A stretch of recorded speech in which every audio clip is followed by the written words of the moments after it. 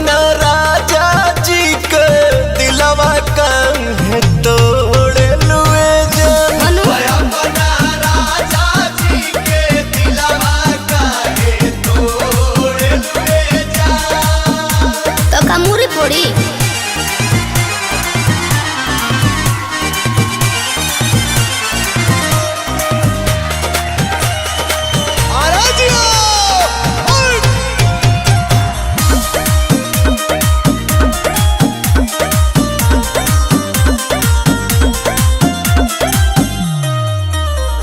Suit लेके आई के किन दी साड़ी, चलो बैठा चालू कर देनी गाड़ी हो, कर देनी गाड़ी। हाँ तो सुनो, अरे लोहिलो ना जाई के बजारे हो रे कोसरिया बोलम, झूठो हूँ कहेला ये सवारे हो हमर परिया बोलम। मलकिनी हो काओ मोथ पनाया चारा ओढ़े लुए जान, माथा पनाया चारा ओढ़े लुए जान।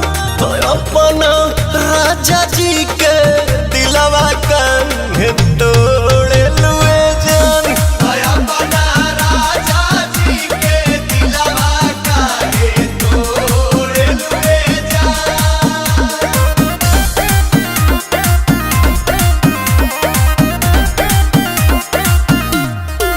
किसी के नाती से उतार तो हमार भौजी, अपना बोलो मुँह के प्यार तो हमार भौजी। सोच के संवर के तू आवा तनी बान के, मन खुश कई दना अपना पवन के हो, अपना पवन के। आई हो बहर लहर जाके लूटे हो थारी चोटी हो बोलम, आंसू पीरी आंसू के डोटे हो तबे सटे हो बोलम।